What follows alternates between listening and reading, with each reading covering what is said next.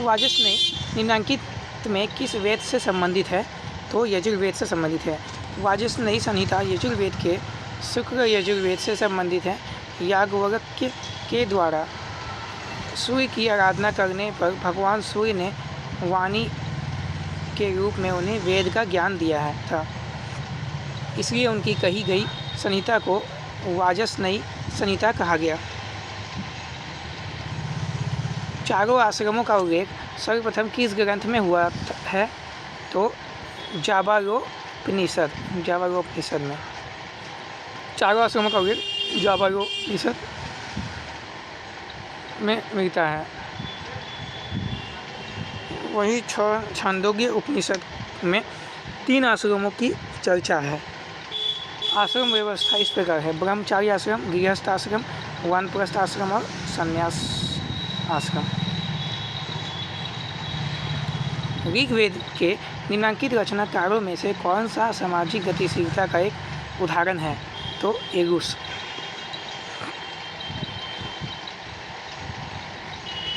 ये मिलान देखिएगा, मुग्ध क्या हो जाएगा? मूंग हो जाएगा। व्रीहि क्या हो जाएगा? चावल को। इस शुरू हो जाएगा गन्ना, यव हो जाएगा जौ। ठीक है, याद रखिएगा, बड़ा इंपॉर्टेंट है ये। उद्दालक, आरुणि और श्वेतकेतु के मध्य आत्मा से संबंधित संवाद किस उपनिषद में है? तो बताइएगा किस उपनिषद में है? आरुणि पिता और श्वेतकेतु पुत्र के मध्य आत्मा से संबंधित संवाद जो है किस उपनिषद में है? ये है आपका छांदोग्य उपनिषद। छांदोग्य उपनिषद में है। डिटेल्स: उद्दालक, आरुणि और श्वेतकेतु के मध्य आत्मा से संबंधित संवाद छांदोग्य उपनिषद में मिलता है। इस उपनिषद में कहा जा गया है कि आत्मा गहराइयों में अवस्थित है। मृत्यु व पुनर्जन्म का कारण अविद्या है। इससे मुक्ति या मोक्ष ज्ञान द्वारा ही संभव है। इसी उपनिषद में त्रिलोक, मृत्युलोक, पितृलोक, स्वर्गलोक की जानकारी प्राप्त होती है।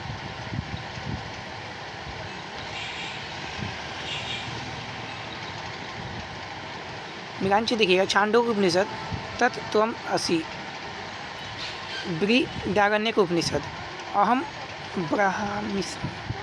ब्रह्मास्मि, मांडुक्य उपनिषद अयम आत्मा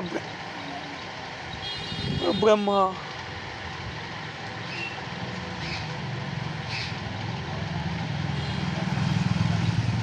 मुंडोपनिषद सत्यमेव जयते। एक बार फिर से रिपीट कर लीजिएगा, इसको यहाँ देख लीजिएगा। छांदोग्य उपनिषद क्या हो जाएगा? तत्त्वम् असि। बृहदारण्यक उपनिषद हो जाएगा अहम ब्रह्मास्मि। मांडुक्य उपनिषद हो जाएगा अयम आत्मा ब्रह्मा। और मुंडोपनिषद हो जाएगा सत्यमेव जयते। 1, 2, 3, 4 ऑप्शन नंबर सी हो जाएगा। वैदिक साहित्य के बारे में अधोलिखित तथ्यों में से कौन सा सत्य है? तो सत्य कौन सा है? तो ये चारों सत्य है। हिरण्यगर्भ सूक्त एकेश्वरवाद का एक उदाहरण है, सही है। पेपरेतवाद संहिता अर्थवेद की एक शाखा अथवा संस्करण है, ये भी सही है। केतके ब्राह्मण उत्तर वैदिक काल में प्रचलित शासन प्रणालियों के बारे में हमें बताता है, ये भी सही है। शतपथ ब्राह्मण आर्यों के पूर्व और विस्तार के बारे में हमें बताता है, ये भी सही है। शतपथ ब्राह्मण आर्यों के पूर्व की ओर विस्तार के बारे में हमें बताता है। उत्तर वैदिक धार्मिक, किसी के पास रुमाल नहीं मिल रहा है क्या?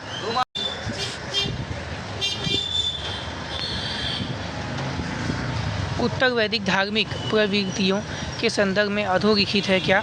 कौन सा सत्य नहीं है अधोलिखित? तो 49 का जगह ऑप्शन नंबर डी, अवतारवाद में विश्वास शुरू हुआ। ये गलत है। अवतारवाद में विश्वास शुरू हुआ, ये गलत है। कर्म कांडों की महानता बड़ी, ये सही है। वैदिक देव मूर्तियों में इंद्र ने अपने श्रेष्ठता खोई, सही है। त्रिमूर्ति की अवधारणा रूपाकार लेने योगी, ये सही है।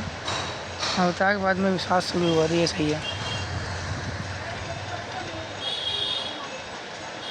उत्तर वैदिक काल में यज्ञ संबंधी धार्मिक अनुष्ठानों कर्म कांडों की वृद्धि हुई तथा याज्ञाश्रित धार्मिक क्रियाओं में अधिक पुरोहितों की आवश्यकता होने लगी। उत्तर वैदिक काल में इंद्र की श्रेष्ठता लुप्त हो गई और प्रजापति को सर्वोच्च देवता का स्थान दिया गया, क्योंकि वे यज्ञ अनुष्ठान के अधिष्ठात्री देव थे तथा धीरे धीरे प्रजापति रुद्र एवं विष्णु त्रिदेव की अवधारणा के रूप में प्रतिष्ठित हुए। सर्व संस्कारों की उत्पत्ति को खोजा जा सकता है गिरि सूत्र में। ऋग्वेद में संस्कारों का उल्लेख नहीं है, किंतु इस ग्रंथ के कुछ सूक्त में विवाह, गर्भाधान और अंत्येष्टि से संबंधित कुछ धार्मिक कृत्यों का वर्णन मिलता है।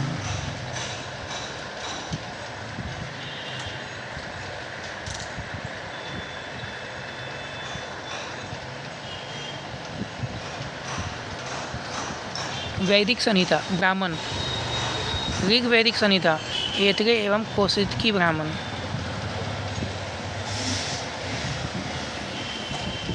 ऐतरेय एवं कौशिकी ब्राह्मण। सामवेद तांडय संहिता 24 ब्राह्मण। यजुर्वेद संहिता शतपथ और तैतरीय ब्राह्मण। अथर्ववेद संहिता गौपद ब्राह्मण। अथर्ववेद संहिता गौपद ब्राह्मण।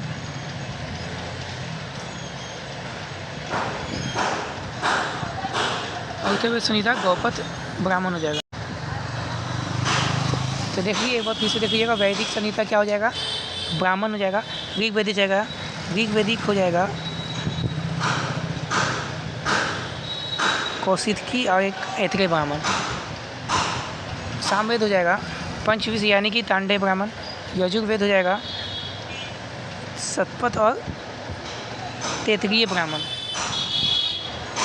और अथर्ववेद हो जाएगा गौपथ ब्राह्मण।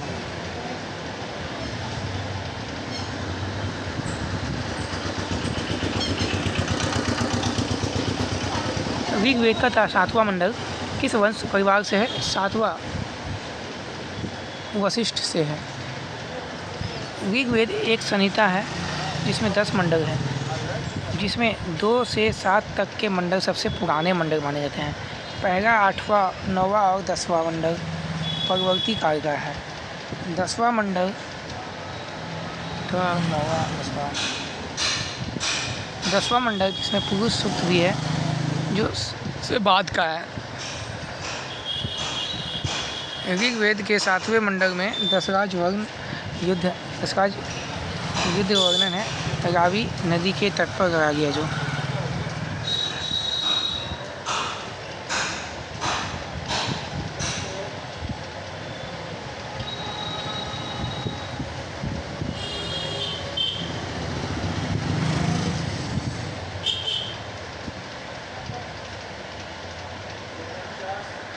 पाँचवें मंडल में अत्रि का, छठे मंडल में भारद्वाज तथा तृतीय मंडल में विश्वामित्र से संबंधित है।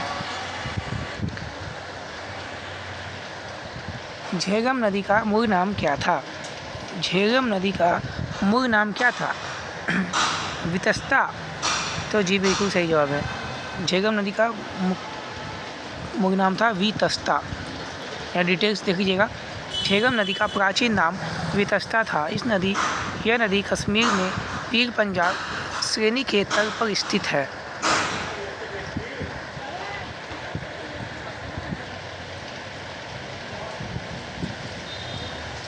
सुतुद्री किस नदी का प्राचीन नाम है? तो सतलज नदी का प्राचीन नाम है। हाँ,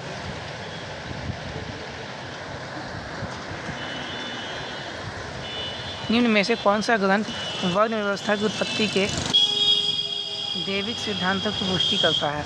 तो ऋग्वेदिक। निम्नलिखित में से कौन सा ग्रंथ वर्ण व्यवस्था की उत्पत्ति के दैविक सिद्धांत की पुष्टि करता है? तो ऋग्वेद हो जाएगा। प्राचीन भारतीय लेखों के अनुसार निम्नलिखित में से कौन सी दो नदियों के बीच की भूमि ब्रह्मवर्त कहलाती है? सरस्वती नदी और द्वितीय नदी।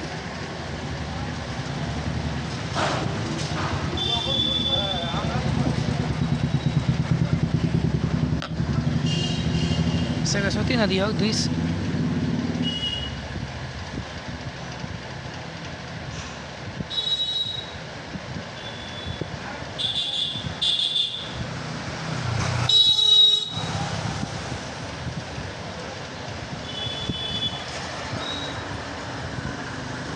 ब्रह्मवर्त कहलाती है। मनुस्मृति में द्वितीय और सरस्वती के मध्य का क्षेत्र ब्रह्मवर्त कहा गया है। द्वितीय की पहचान राजस्थान की हकड़ा नदी से की जाती है। 10 राजाओं की लड़ाई किस नदी के तट पर हुई थी? 10 राजाओं की लड़ाई हुई थी परुष्णी नदी पर। 10 राजाओं की लड़ाई परुष्णी नदी के तट पर हुआ था। इसका उल्लेख ऋग्वेद के 7वें मंडल में मिलता है। एक तरफ विश्वामित्र सलाहकार थे तो दूसरी तरफ ऋषि वशिष्ठ थे। इस युद्ध में भरत वंश के राजा सूरदास की विजय हुई।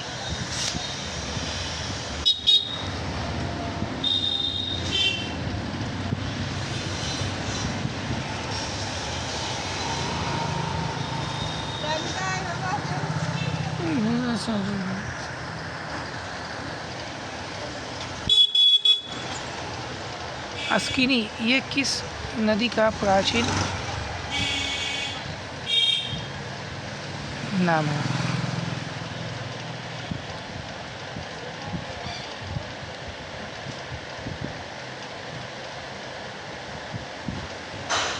अस्किनी ये किस नदी का प्राचीन नाम है?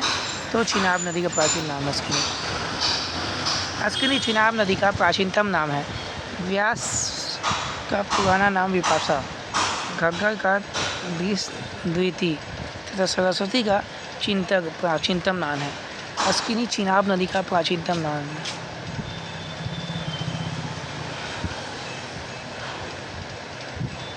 व्यास का पुराना नाम विपाशा है।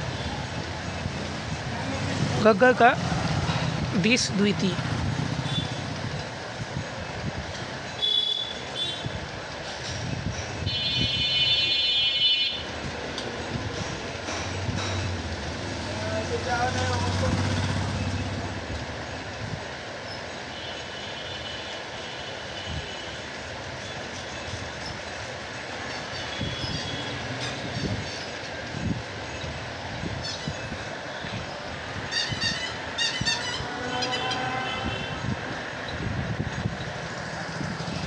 यहाँ देखिएगा मेघांचल बड़ा इंपॉर्टेंट है।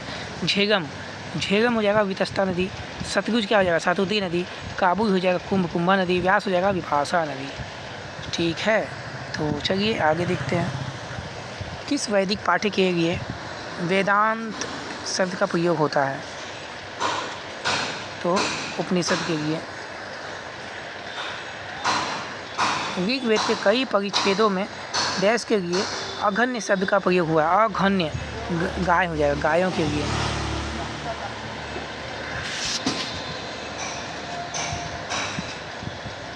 संकल्पना से मानव को गृहस्थ धर्म से संबंधित इन नीतियों को डैश से विस्तार पूर्वक दिया गया है। तो गृहस्थ।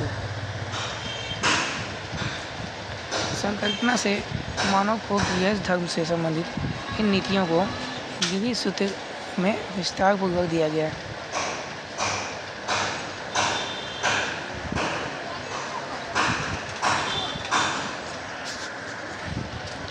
वैदिक काल में जोती गई भूमि के लिए डैश शब्द का प्रयोग होता था। तो उर्वरा शब्द का।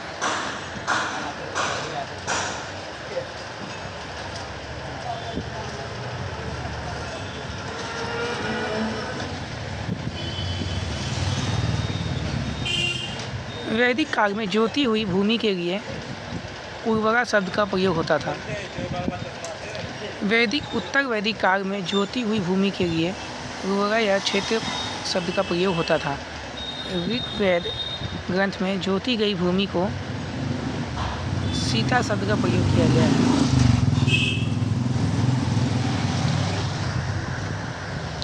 वैदिक काल में जोती हुई भूमि के लिए उर्वरा शब्द का प्रयोग।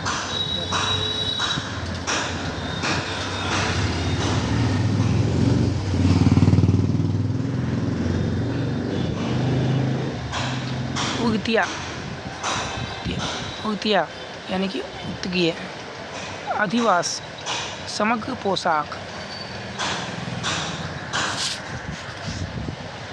अजीन वैरागियों का वर्ग।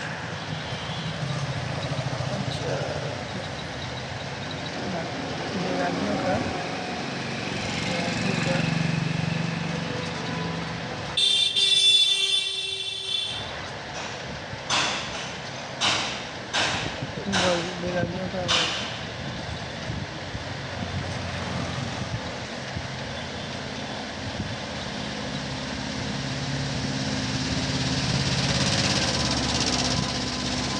वाप्ता।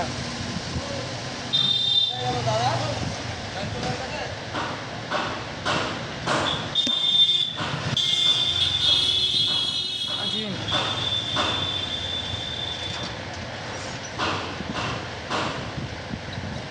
अजीन वैरागियों का वर्ग। वाप्ता हजाम अथवा नापित।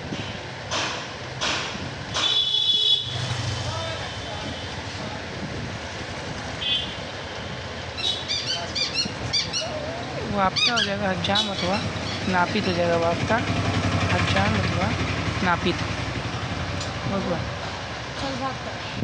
हैं? चल 1 बज गए। आजीन वैरागियों का वर्ग। आजीन हो गया वैरागियों का वर्ग। वाप्ता हो जाएगा हजाम अथवा नापित। ऋग्वेद का जन्म उत्तर पश्चिम भारत में नहीं हुआ था, लेकिन ईरान में हुआ था। इस सिद्धांत के प्रतिपादक रहे थे Max Muller. Option number A. Max Muller ने माना है कि ऋग्वेद का जन्म उत्तर पश्चिम भारत में नहीं हुआ था, लेकिन ईरान में हुआ था।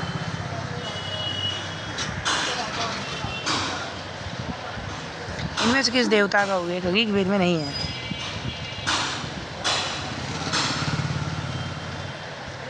सीता तारावती का। उषा है, अदिति है। सीता तारावती का उल्लेख ऋग्वेद में नहीं है। सीता और तारावती का उल्लेख नहीं है। तारावती बौद्ध धर्म के वज्रयान शाखा की थी। उषा तथा अदिति का ऋग्वेद से वर्णन मिलता है।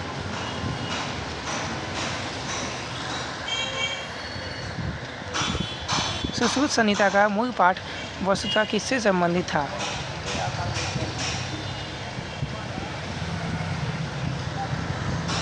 शल्य चिकित्सा से। सुश्रुत संहिता आयुर्वेद एवं शल्य चिकित्सा का एक प्राचीन संस्कृत ग्रंथ है, जिसमें 186 अध्याय में 1120 रोगों, 700 औषधियों, पौधों, खनिज स्रोतों पर आधारित 64 प्रक्रियाओं, जंतु स्रोतों पर आधारित 57 प्रक्रियाओं तथा 8 प्रकार की शल्य क्रियाओं का उल्लेख मिलता है।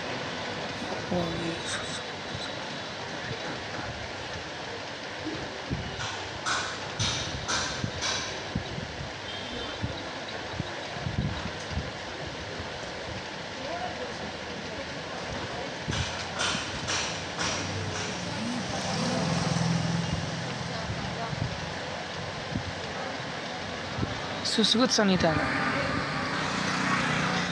स्त्री धन से संबंधित निम्नलिखित कथनों पर विचार कीजिए।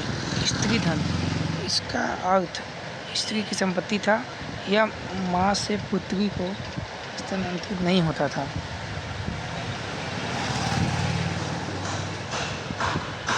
तो क्या है?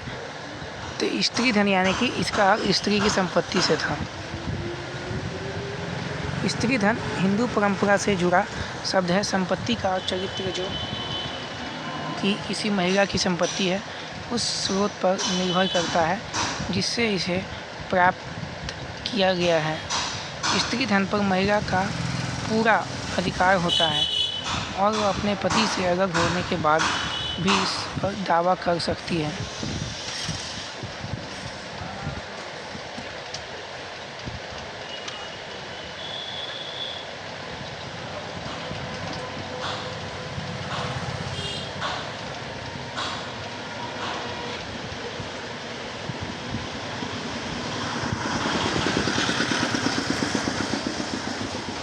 वैदिक धर्म के विषय में औसत्य कथन पहचानिए।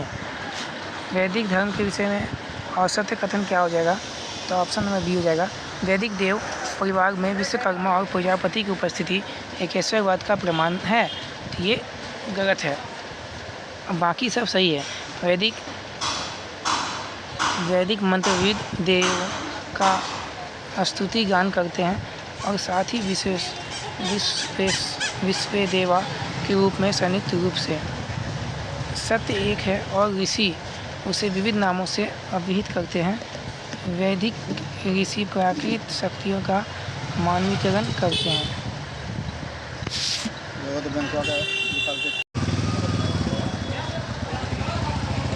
वैदिक धर्म में सबसे असत्य कौन सा है?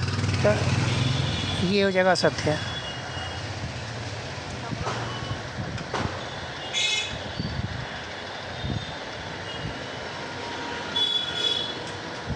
निम्नलिखित में से किन पुराणों को उनके रचनाकारों ने पुरातन इतिहास कहा है? तो मत्स्य एवं वायु पुराण को। निम्नलिखित में कौन सा सत्य नहीं है? असत्य पूछा है तो ऋग्वेद काल में कुरु भरत कबीले के विरुद्ध युद्ध करने वाले कबीलों में से एक था। ये गलत है। ऋग्वेद में 33 देवों का उल्लेख है, जबकि चारों आश्रम का सर्वप्रथम उल्लेख जाबालोपनिषद में मिलता है। रामायणीय संहिता संबंधित है सामवेद से। एक मेवा द्वितीय ब्रह्म सूक्ति उल्लेखित है छांदोग्य उपनिषद में।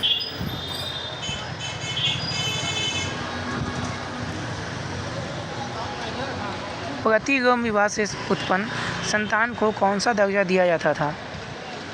माता पिता के दर्जे से निम्न दर्जा। माता पिता के दर्जे से निम्न दर्जा दिया जाता था।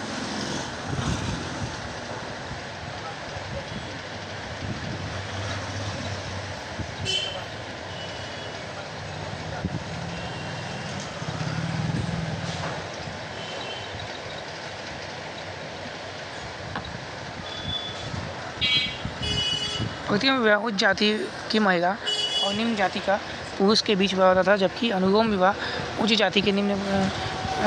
जाति के पुरुष और निम्न जाति की महिला के बीच हुआ था। समाज के चतुर्विध वर्गीकरण का विचार प्राप्त नहीं होता है ऋग्वेद के नारदीय सूक्त में। निम्न में से कौन सा एक कथन ऋग्वेद स्त्रियों के लिए असत्य है? ऋग्वैदिक युग में पर्दा प्रथा अस्तित्व में थी। तो ये गलत है।